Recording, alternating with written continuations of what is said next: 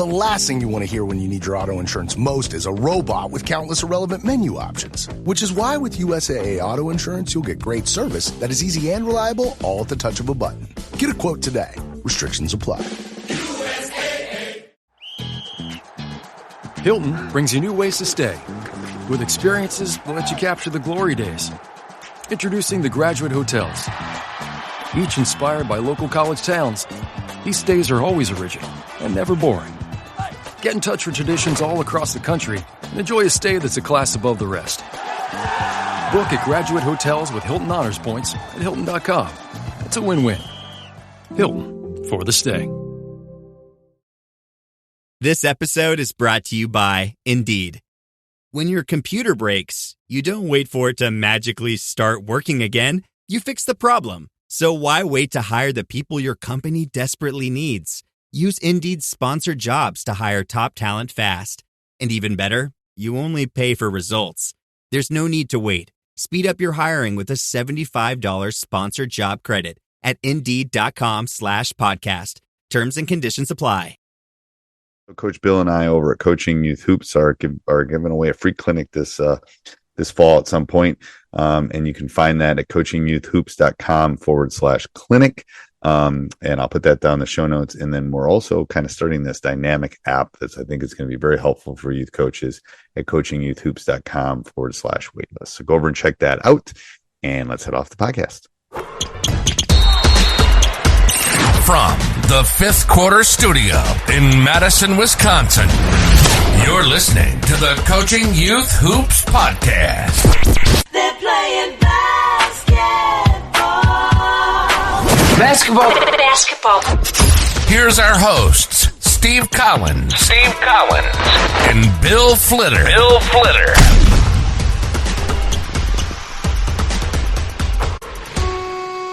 Got it. All my family is back in Wisconsin. So okay, sounds good. California is my home. Bay Area. What about you? Nice. I'm in Colorado, Denver metro area, kind of south suburb of Denver.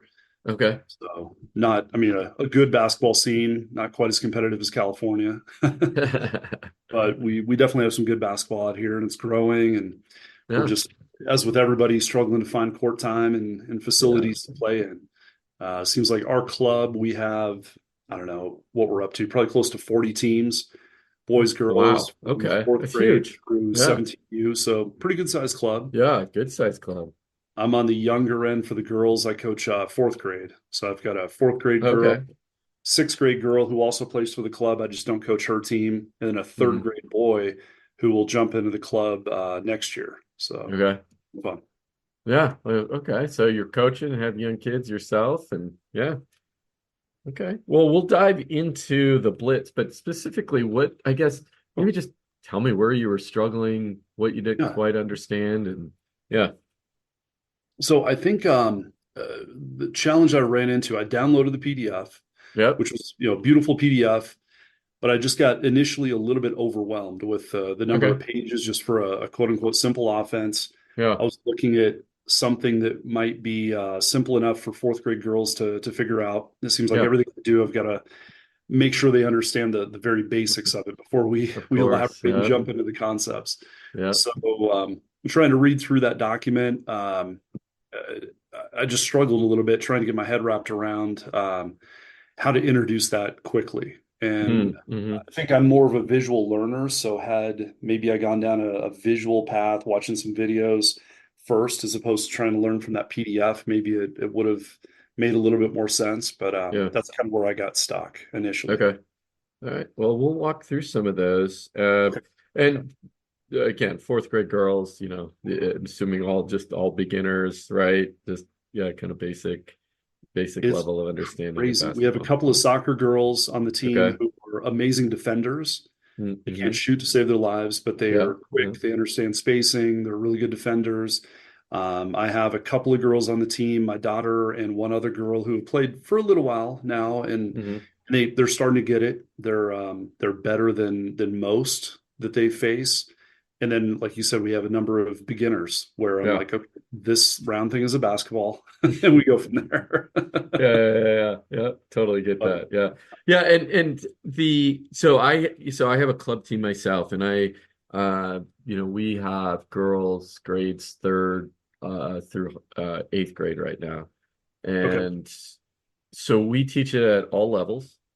Obviously, as you're getting into 8th grade, definitely working on more of the reads, and they're obviously picking things up a lot quicker. With the young ones, we just work on the base understanding, or the kind of phase 1, if you will, of just the dynamics of movement. And and this might help too, a bit of background. We started.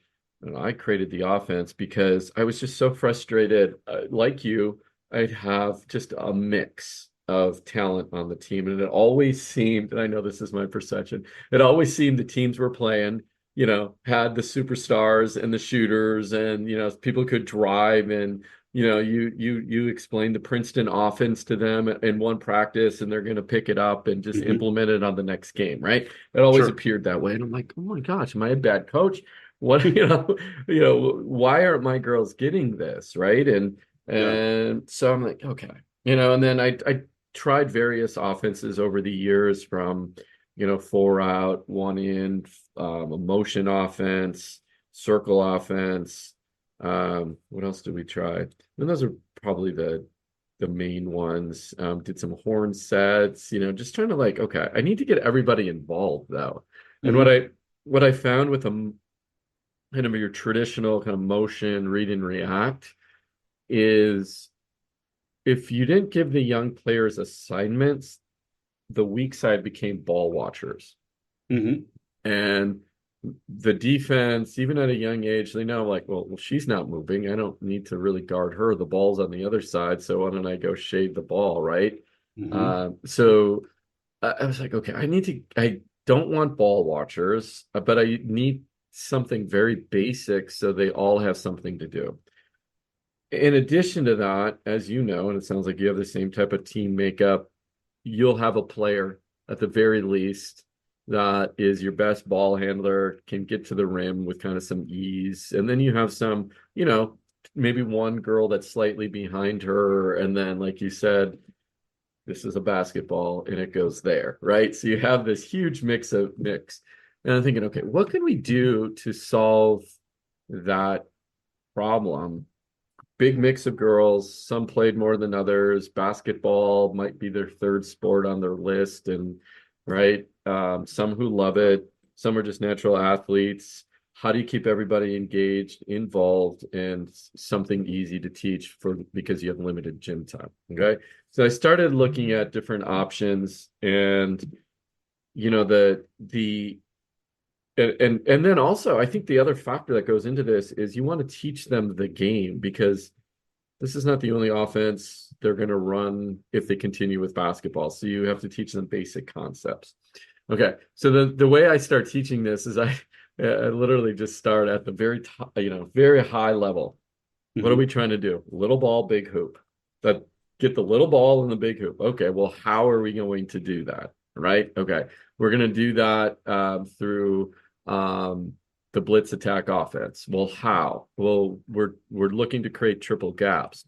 How?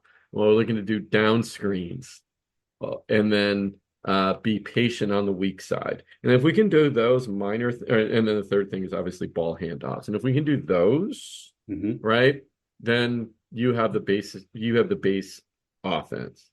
And then everything after that is just reads and or plays. However you kind of want to teach that to young players. They can start looking at reads. They can start looking at the like my 8th graders, they're looking at the down screen, and then you open up and we throw a high low, right? Because we can, right? Because we get it. Or we're looking at hitting the roller after the diver after we do a ball handoff. Okay. All right. So great. What do you do? And again, I'm talking about as they get older, we do all this stuff, right? What do you do when the defense switches on the down screens? Okay, well, we teach them how to what to do on that, etc. So But I don't teach that until I don't look at it necessarily by age. I look at it more by what's the ability of the team. I have 2 5th grade teams. One, I can start teaching the reads. The other one is, this is a basketball and it goes there. Right. So I'm not, so I look at the ability of the team and want to start implementing things. Okay. Yeah. So does that make sense so far? Yeah, that does. Okay. And so I just break it out. I just break it down, no matter what offense you're teaching, right? Just break it down into the smallest chunk possible. And then, a lot of the stuff I put into the blitz just kind of helps you do some breakdown drills. It looks at all of those reads, options, inbound plays that go right into the offense, sideline, press break, all of that stuff. So let me I'll share my screen here so we can walk through some of this stuff. Let's see, where's the tab? Here we go. All right, can you see my screen? Yes, perfect. Okay. So let's take a look at, and a lot of what I just talked about, is right here. But on the surface, if you just kind of watch this play out. So again, one dribbles out left, right side, doesn't really matter. They both go set a down screen. And right away, you have a scoring opportunity, potentially, right? Because with that down screen, you're creating this triple gap already. So, I just explained this to my 5th grade team, visually showed them on my whiteboard. Then I showed them this visual and I said, you have a scoring opportunity right away, bringing up the ball. You don't even have to dribble out of side. If they're doing their down screen, see if you can score. If not, you pull it back out. Great. Okay. So then basically what you have is, if you just this is kind of just like a high level overview of the one I'm showing you right here, right? They come off, they get the ball hand off. And that's really just kicks off the offense.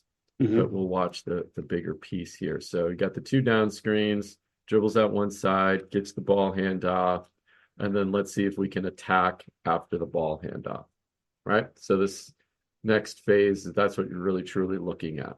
Just drive, roller, you got your filler coming up to the top for an outlet, and then you're back into it by filling, right? If you don't score, passing out, dribbling out, doesn't matter. It's just, a 5-out, basically a 5-out concept, right? And then the continuity starts. Okay, well, let's see if we can do the other side. Down screen, ball hand off, right? And again, it's 3rd grade girls, 4th grade girls.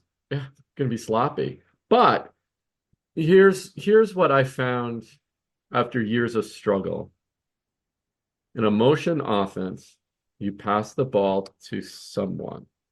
Now they're like, now what? Right? Did you go through, 3 different get open moves, right? Do I pass, shoot, or what do I do, right? And when I found it's a lot. Here they know what their option is. They get a ball handoff, they're trying to go to the basket immediately. That's it, right? Because at the 3rd grade level, they're not coming off of this ball handoff and shooting a 3. Sure. Right. And we talk a lot about that. It's like, if you listen to the podcast, you hear me talk about my framework as a team, red dot. And so we're focused on rebounds, efficient scoring, and defense. Where the efficient scoring piece comes in here is, okay, as a team, 3rd grade girls, 4th grade girls, what's the most efficient type of score? A layup, right? Something in the lane. And then I'm like, okay, but let's say Emery. Well, Emery can shoot from the elbow. Great. Perfect. That's her efficient scoring opportunity, right? She doesn't have to drive in if she gets stopped. Does that make sense so far? Yeah, that definitely does. What is your trigger or timing for that down screen? So as your point guard's bringing the ball up, do you tell them to start that down screen when she hits a certain point on the court?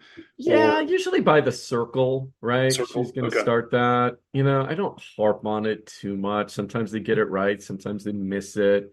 But I think what's important is, let's see, is this the right?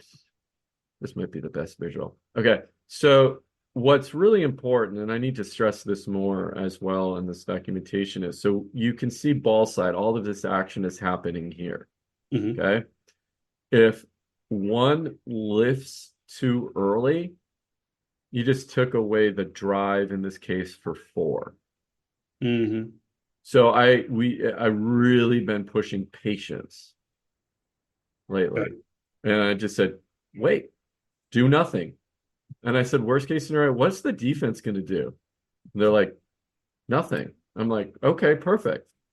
Great. That's what we want them to do. We want them to be statues along with you because they don't know what's going on. Right. And then you have a lane to drive in. Now, again, I'm specifically speaking to 4th grade girls, right? 5th grade girls in this case. As we get older, you still have help occupied in a corner. You may have weak side help coming over, but you still only have one person to beat at that point, and maybe 2, right? But then you create shooting opportunities for everyone else when that help comes to help.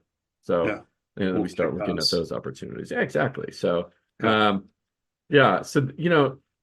literally my 4th and 5th grade girls know this layer right now. That's it. That's all they do. And I said, we don't have a shot clock, right? I'm like, well, I said, how many, when do you know when to shoot?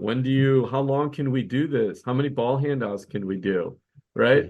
And, the answer always is, well, we play tournaments. They're 20-minute halves. I said, great. You have 40 minutes. I said, we only need to score once.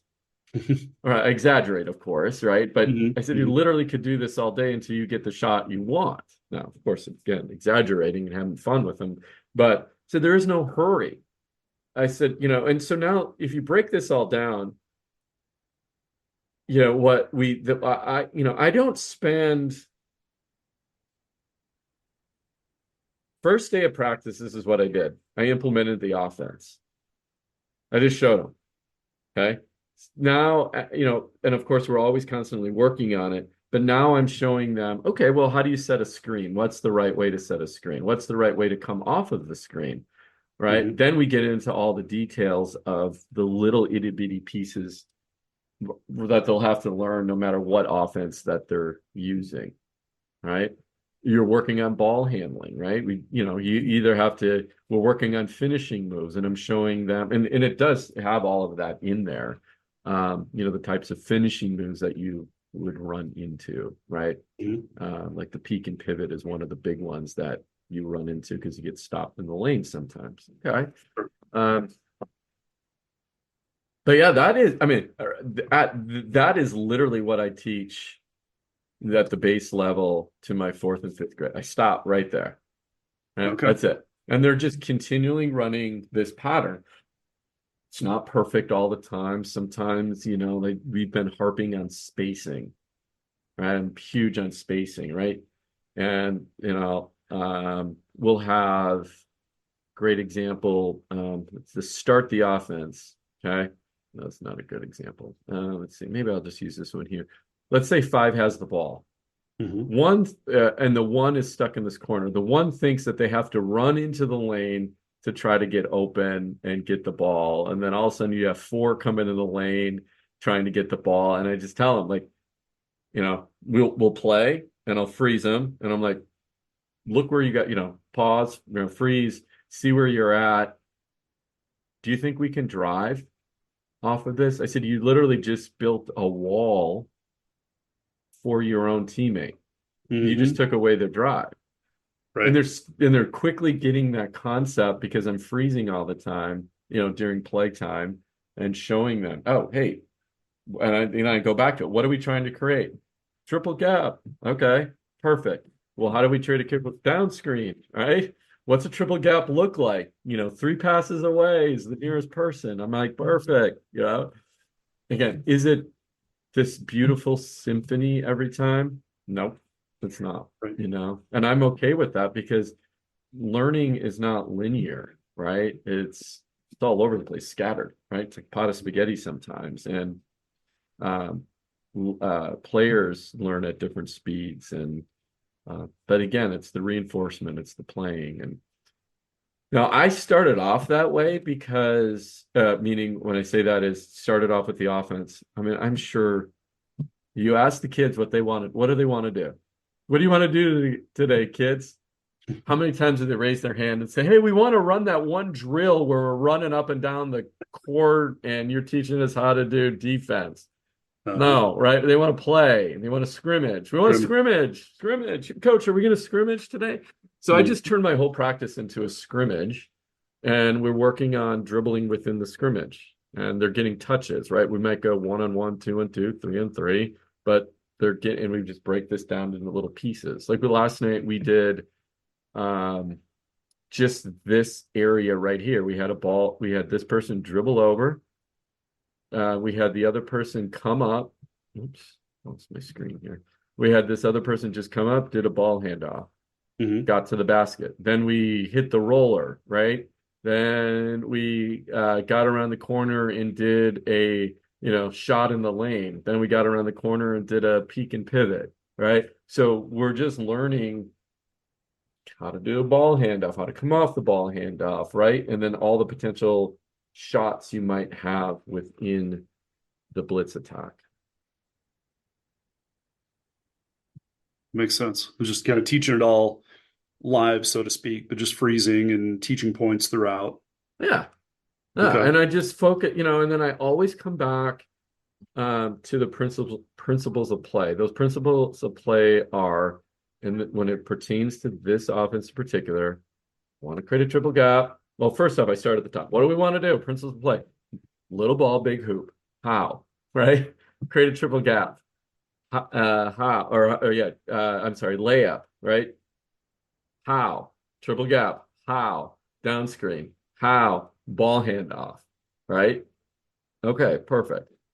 And I'm not hung up right away on, again, this creating this perfect symphony. And, if you don't do it this way, then it's not going to work, because you're just going to end up pulling out your hair, right? Because there's going to be stuff that comes up in the game that they don't understand, that you didn't teach them. But guys, what are we trying to create? Triple gap. Well, how do you do that? Down screen. Okay. Go out and play now, right? You just come back to that. You don't have to say, well, you need to rip through on the ball, right? And then you need to pivot, right?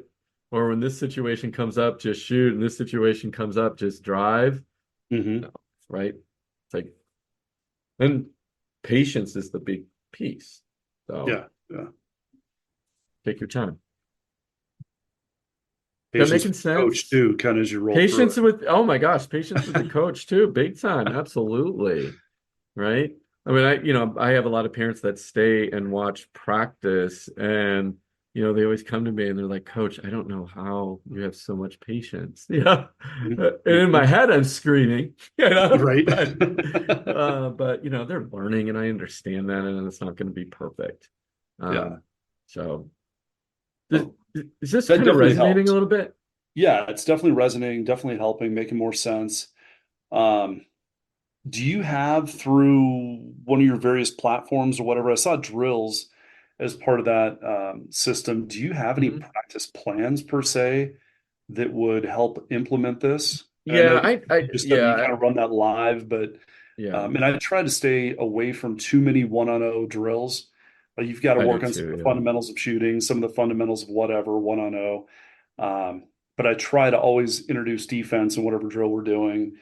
So they're trying to make a decision out of whatever drill we're doing.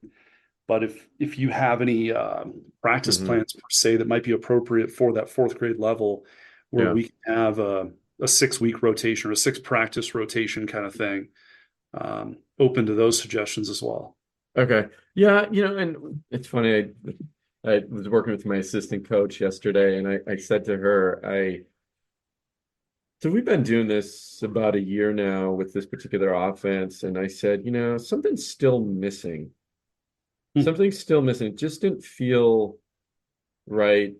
And I said, the biggest thing that's missing is I'm going to go all in on drills that have the appropriate amount of pressure So they're always under pressure in a game, right? Mm-hmm. So what I mean by that is I used to treat like circle. We used to get in a big circle around the logo and do stationary dribbling. Mm-hmm. And, we would do that for a couple minutes. It wasn't a lot, but we would do it, warm the girls up. They can talk, right? And that was kind of their chatty time where they talk with one another just as they get to practice. And now what we do is we do one-on-one dribbling, and various ways we do that. Sometimes it's they're pushing against one another as they're dribbling. So they're still standing. And if you could think about two girls that are standing next to one another, normally in the previous way we would do it is they would be separated. Now they're literally shoulder to shoulder pushing on one another, still in that circle. So that just gives them a little bit of pressure, feeling a body on them while they're dribbling the ball, focusing on that pressure, but also focusing on the ball, which, is a little bit more game-like. Or another one we did was they partnered up. There was a person in front of them, a defense, but the defense had their hands on their shoulder and they were pushing them. And the defense was calling out certain dribbles behind the back. I'm sorry, they were calling out numbers. And that's the number of dribble moves that they had to do. Still stationary, but still feeling that pressure. And then if the defense called out four meant you go to the basket and try to score. And then you're playing a little bit of one-on-one. And then obviously it's really quick. They're not sitting there, for 5 minutes calling out numbers. It's because the other girl wants a chance to do it as well, right? So they flip-flop. Then after she tries to score, she scores or doesn't. Then the other girl, they go out to the 3-point line and do it all over again. This podcast is part of the Sports Social Podcast Network.